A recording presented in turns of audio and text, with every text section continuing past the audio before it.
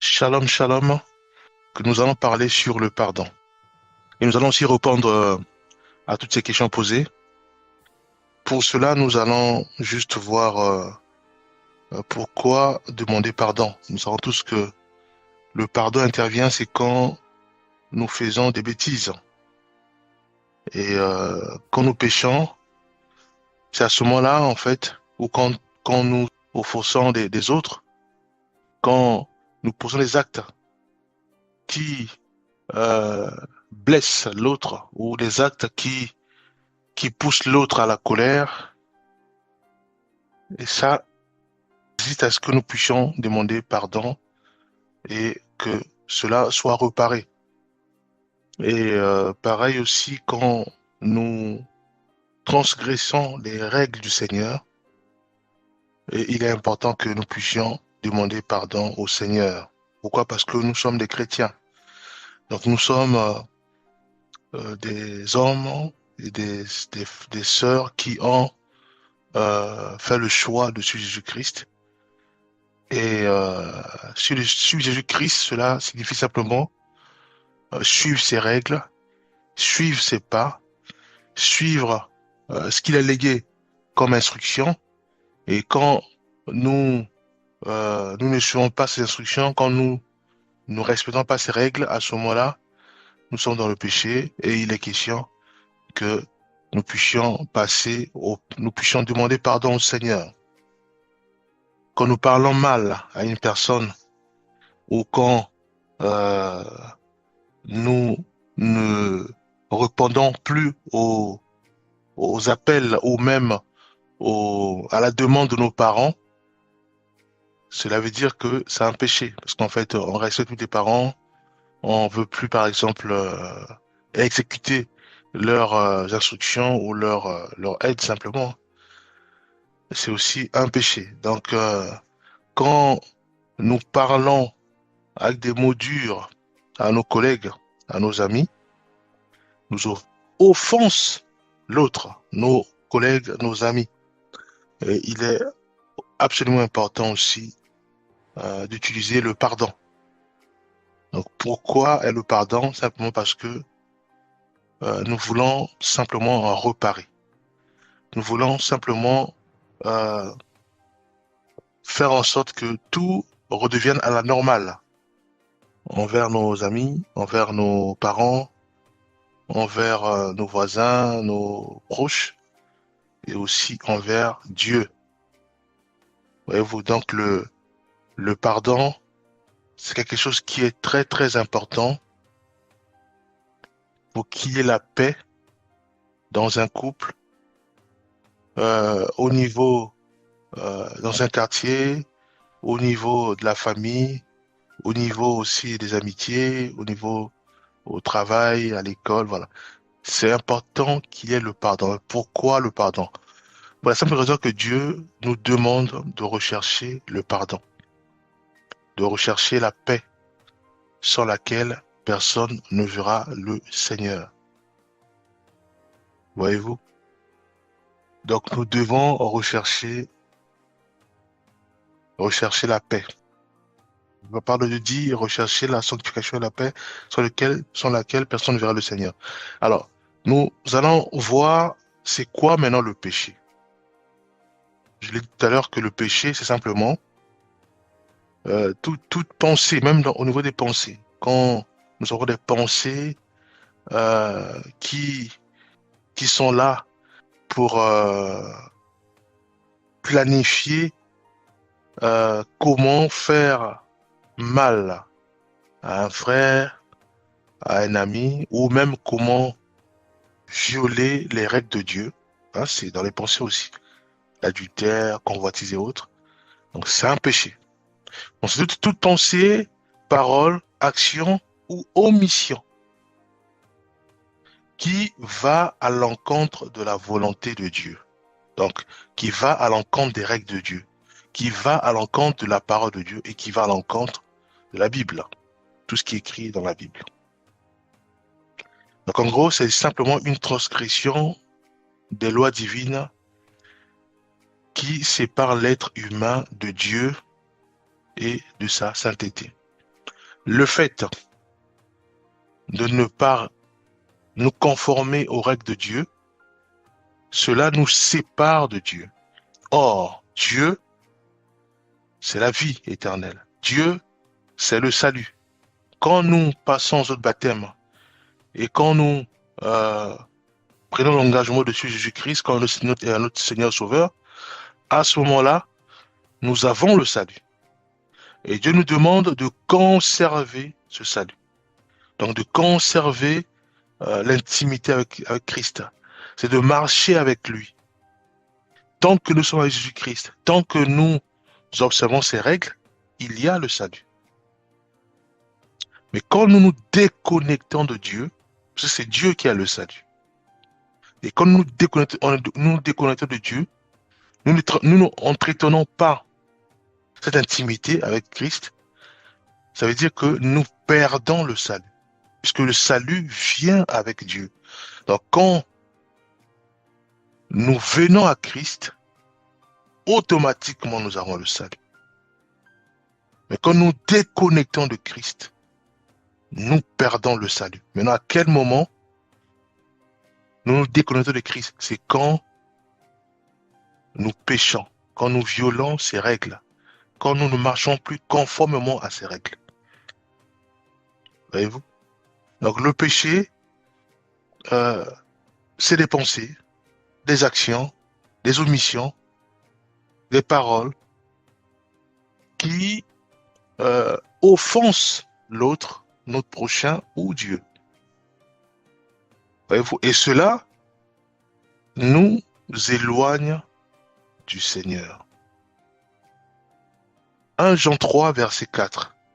Quiconque pratique le péché transgresse la loi, et le péché est la transgression de la loi.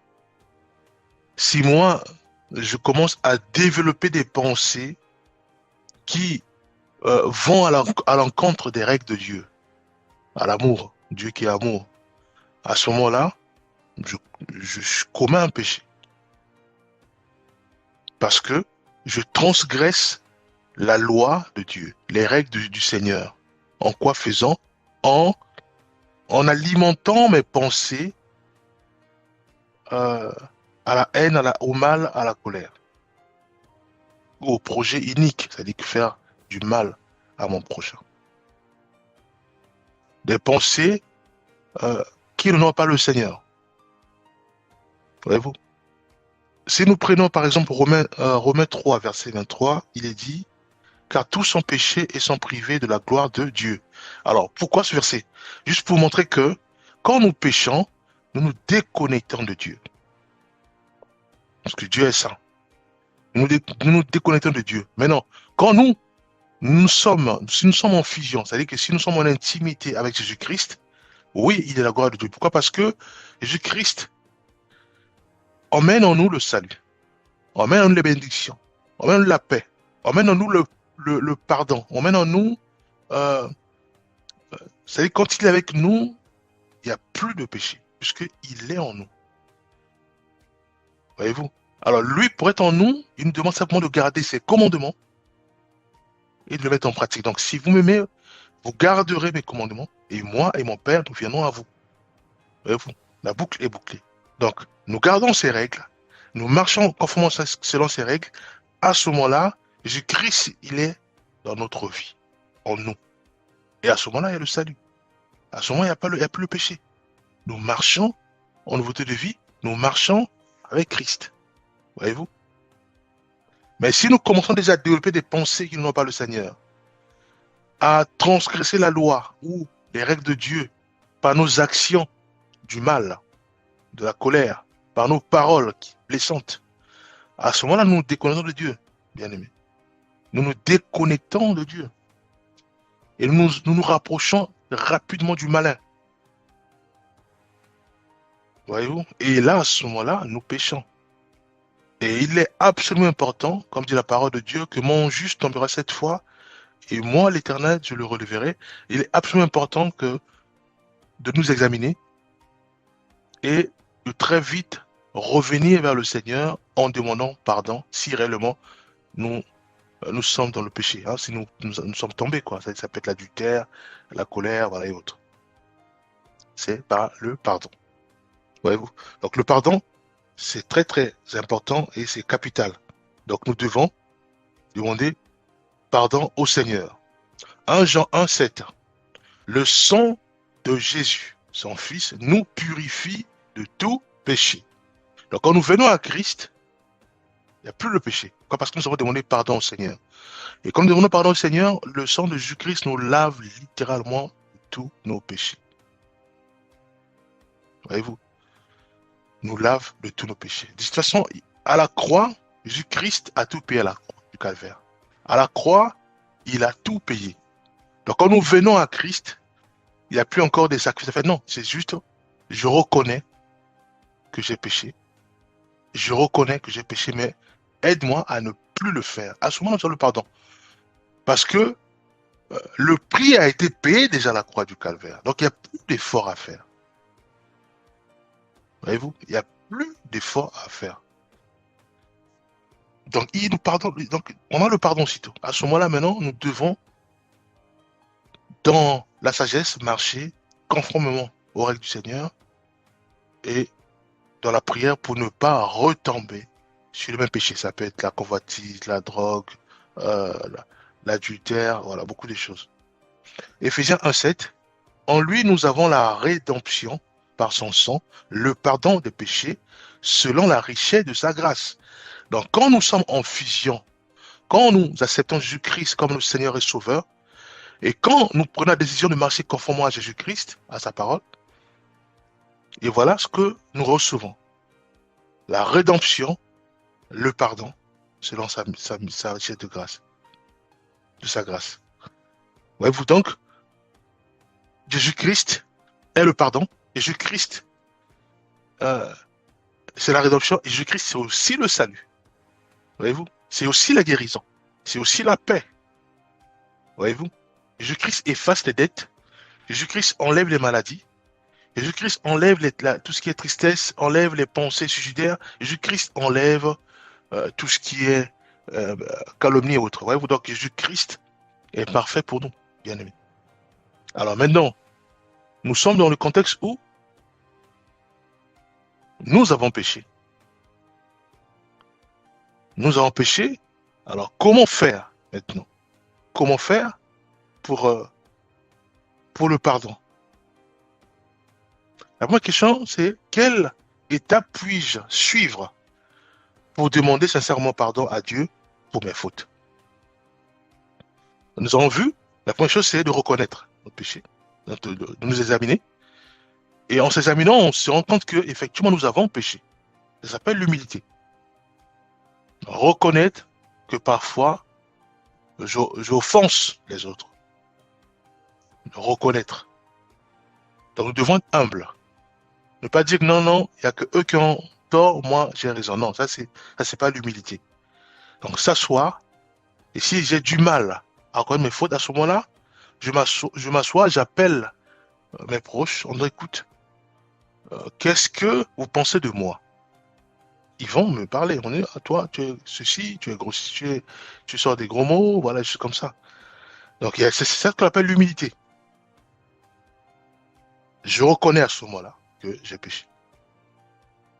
Donc, reconnaître son péché avec humilité. Donc, si j'ai du mal sur ce premier point, à ce moment-là, dans la prière, Seigneur, brise-moi.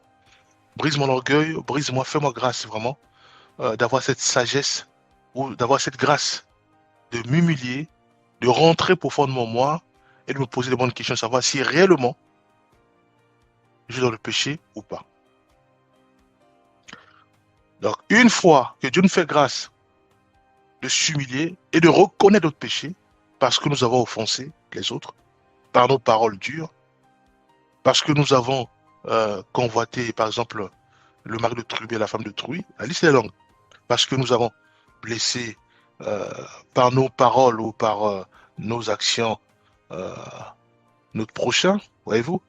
Donc je reconnais, à ce moment-là, maintenant, je dois demander pardon au Seigneur. Ça s'appelle confesser nos fautes. Dans la prière toujours. Je ferme ma porte, je rentre dans ma chambre, je ferme la porte du Seigneur. Je ne suis pas digne parce que j'ai offensé encore ou j'ai harcelé l'autre, mes copines ou à l'école ou au travail. Pardonne-moi. Aide-moi à ne plus le faire. Ça s'appelle la confession. Et une fois confessé dans la prière, à ce moment-là, nous devons maintenant nous détourner de ces péchés avec un cœur sincère. Ne plus le faire. Voyez-vous? Dieu, dans sa bonté, dans sa grâce, il observe, il voit le cœur. Il voit que la sœur est sincère ou le frère est sincère. Il a reconnu euh, les fautes, il a confessé, donc il a donné pardon, et il s'est détourné de ça radicalement. Voyez-vous? C'est ça les étapes, c'est simple. Donc c'est pas quelque chose où il y a des rituels ou non. Jésus-Christ a tout payé à la croix du calvaire. Donc nous, c'est juste de rentrer dans cette œuvre-là en confessant, donc en reconnaissant l'état de péché, en confessant et en se détournant de ces actions, du mal. C'est tout. Et Dieu nous pardonne gratuitement. Voyez-vous? Si nous prenons, par exemple, 1 Jean, 1 Jean 1,9, la parole de Dieu dit simplement, si nous confessons nos péchés, il est fidèle et juste pour nous les pardonner et pour nous purifier de toute iniquité. Psaume 51, 3 à 4. Car je reconnais mes transgressions et mon péché est constamment devant moi. J'ai péché contre toi seul. Acte 3, 19. Repentez-vous donc et convertissez-vous pour que vos péchés soient effacés. Voyez-vous? Donc je reconnais, je confesse. Confesser, ça peut être public. Parce que j'ai volé, par exemple, à la maison. Je confesse publiquement devant mes parents, donc voilà, écoutez, euh, il y a de l'argent qui sort, qui disparaît, ou la nourriture, c'est moi. Je lui demande pardon. Voyez-vous? Et ça peut être individuel. Donc je prie dans ma chambre, dans mon cœur. Pardonne-moi, Seigneur. Et je me détourne définitivement de ça. Je ne fais plus ça. Voyez-vous? Prenons la deuxième question. Comment savoir si Dieu m'a réellement pardonné, même pour les péchés que je considère les plus graves? Souvent, les gens disent, voilà, j'ai avorté. euh, les prisonniers disent que j'ai tué des gens. Voilà, donc la liste est longue, hein, les péchés les plus graves. Alors, prenons simplement Ésaïe 1, verset 18. Il a dit, si vos péchés sont comme le cramoisi, ils deviendront blancs comme la neige. Voyez-vous? Donc le Seigneur, quand il voit les trois choses en nous, que nous reconnaissons l'état de péché, que vraiment euh, nous avons, j'ai mal agi envers mon prochain, j'ai mal agi envers mes parents, envers mes amis, j'ai mal agi. Donc Dieu voit le cœur, il voit que je reconnais cela et il voit aussi ma confession, que je suis en train de demander pardon. Pardonne-moi Seigneur, pardonne-moi parce que ce que j'ai fait est horrible. Et Seigneur voit aussi euh, que ma volonté radicale de ne plus le faire, Dieu pardonne. Malgré euh, le niveau de gravité, Dieu y voit les trois choses. Et Dieu pardonne. Il oublie aussitôt. Les hommes n'oublient pas, mais Dieu oublie. Voyez-vous, on sait que dans certains pays comme les États-Unis et autres, ou quand on fait quelque chose, le casier judiciaire nous suit. Donc ça peut faire des années. Même pour trouver un travail, c'est compliqué parce qu'il y a eu cet acte. Ça fait peut-être fait 30 ans, 40 ans. Peut-être tu as passé tu as payé au niveau charnel, c'est-à-dire qu'au niveau de l'État, tu es passé en prison, tu es sorti. Mais voilà, pour trouver le travail, c'est compliqué parce que il y a ça qui suit. Or, Dieu, il oublie radicalement, il oublie facilement et définitivement. C'est quand il voit en nous ces trois choses. L'humilité. Donc, nous reconnaissons notre état de péché, le pardon, cette confession, et aussi, nous avons décidé de ne plus le faire. Voyez-vous, Michée 7, 18 à 19. Il pardonne l'iniquité et oublie les transgressions. Il jettera au fond de la mer tous leurs péchés. Romains 8, 1. Il n'y a donc maintenant aucune condamnation pour ceux qui sont en Christ. Voyez-vous, rien que ces versets, il y en a plein. Rien que ça, nous pouvons être certains que Dieu nous a pardonné. Parce que j'ai avorté, Dieu m'a pardonné parce que je reconnais que j'étais vraiment dans la folie, hein, j'étais dans le péché, et j'ai demandé pardon au Seigneur, et je ne pratique plus l'avortement. Voyez-vous, j'étais prostitué ou voilà, je reconnais cet état de péché, et j'ai demandé pardon au Seigneur, et je ne pratique plus la prostitution. J'étais drogué, j'ai demandé pardon au Seigneur, et je prends plus la drogue. Marie-Joanna et autres, voyez-vous, la liste est longue. Donc c'est ça. Et à ce moment-là, Dieu efface littéralement mes péchés et aussi efface les conséquences de mes péchés. Voyez-vous? Puisque Jésus-Christ a déjà payé à la croix du calvaire. 3. Le pardon de Dieu nécessite-t-il que je pardonne d'abord à ceux qui m'ont offensé? Oui. Parce que la parole de Dieu est claire. Je dis que ma parole ne retourne pas à moi sans qu'elle soit accomplie, sans qu'elle exécute le contenu même de cette parole. Matthieu 6, 14 dit ceci, à 15. Si vous pardonnez aux hommes leurs offenses, votre Père céleste vous pardonnera aussi. Si, c'est la condition, vous pardonnez aux hommes leurs offenses, votre Père céleste vous pardonnera aussi. Mais si vous ne pardonnez pas, votre Père ne vous pardonnera pas non plus. C'est la parole de Dieu. Elle va s'accomplir. Et elle s'accomplit toujours. Voyez-vous? Donc, il est absolument important de réaliser que si moi, autrefois, j'étais adultère, hein, je vivais dans l'adultère et autres, et que mon époux ne savait pas, et que j'attrape mon épouse, on dit l'adultère, mon épouse me demande pardon, et je vois son cœur qui est sincère, et je vois que elle ne veut surtout pas retomber dans l'adultère.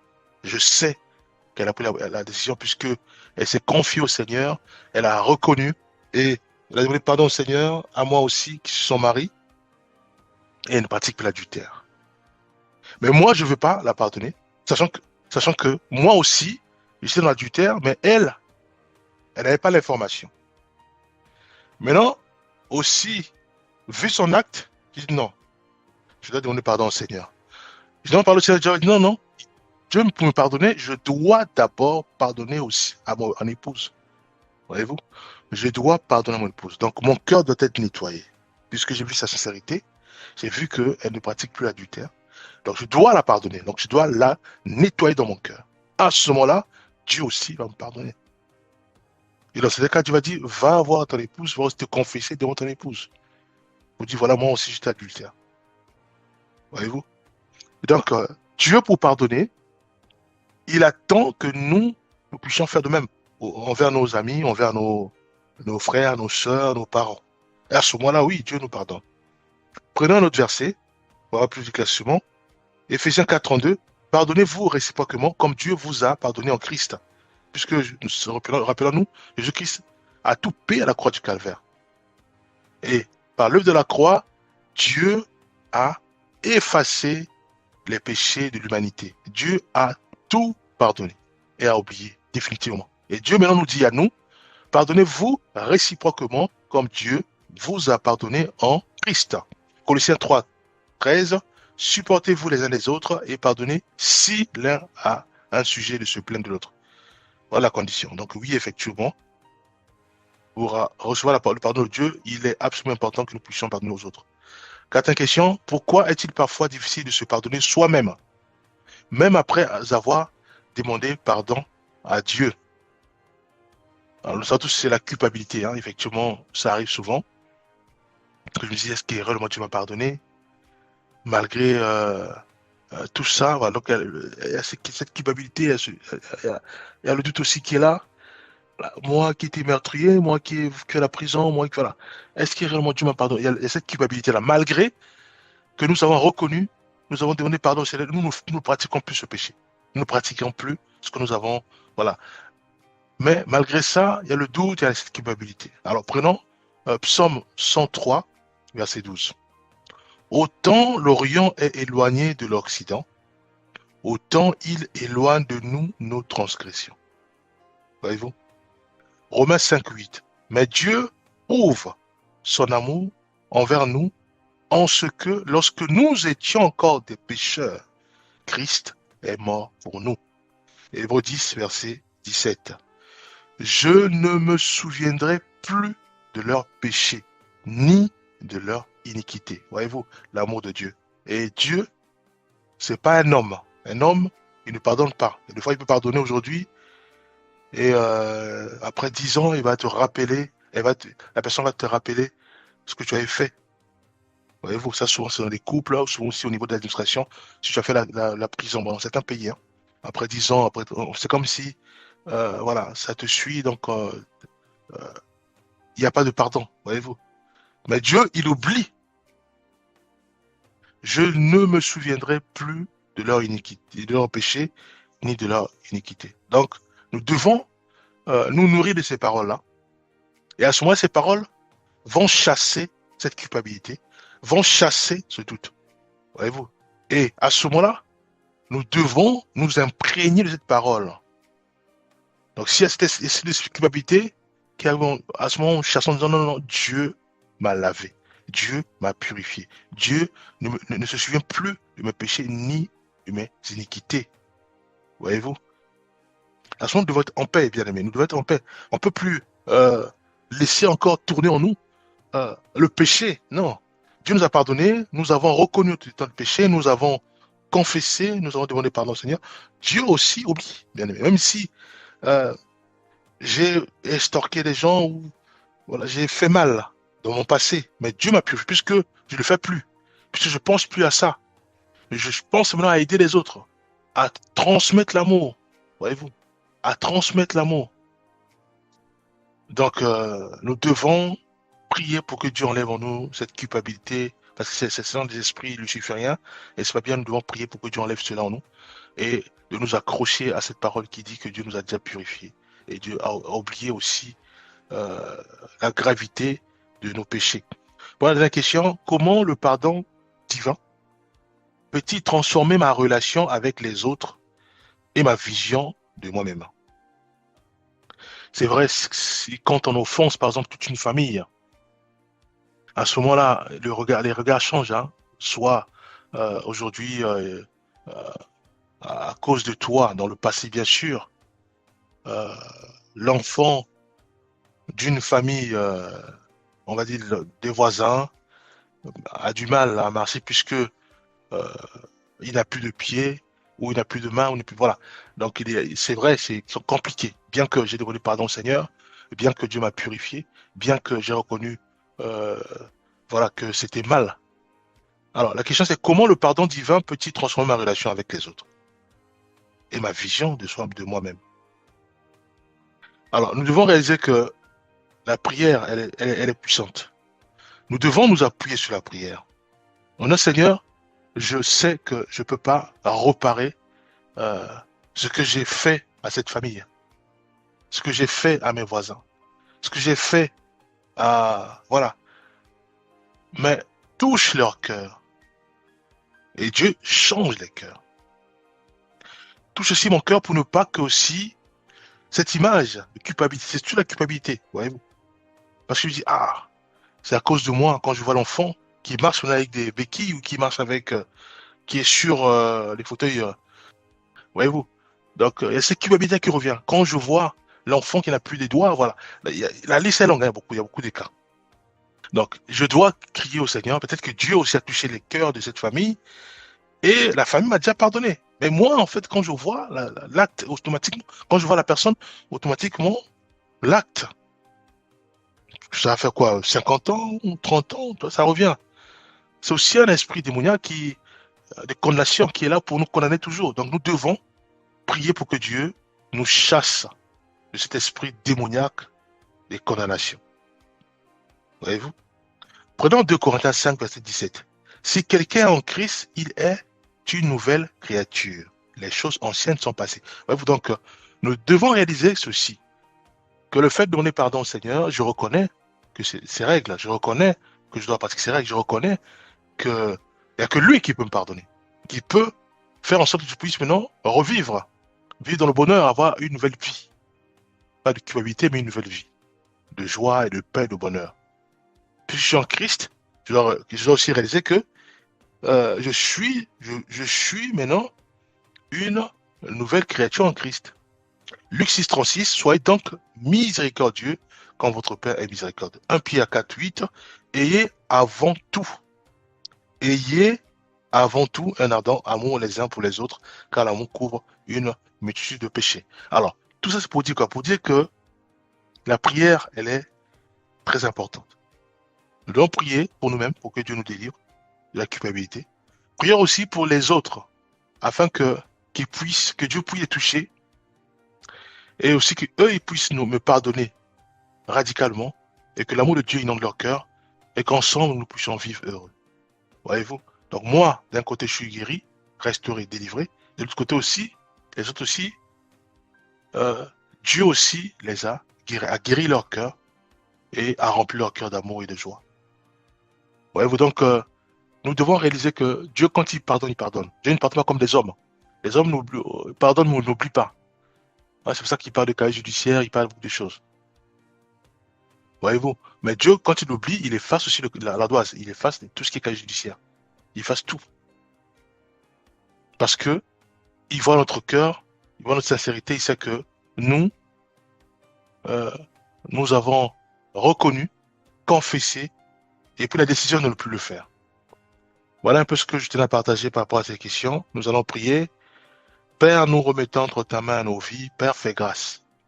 Fais grâce que le pardon, Père, soit naturel dans notre cœur. Nous voulons pardonner aux autres naturellement. Que le pardon soit comme l'amour, Père. Nous voulons pardonner naturellement. Que nos cœurs soient préparés pour ça. Fais aussi cela euh, envers ceux et celles que nous avons offensés autrefois. Permets à ce que leur cœur aussi puisse pardonner. Au nom puissant de Jésus-Christ, nous avons ainsi prié. Amen.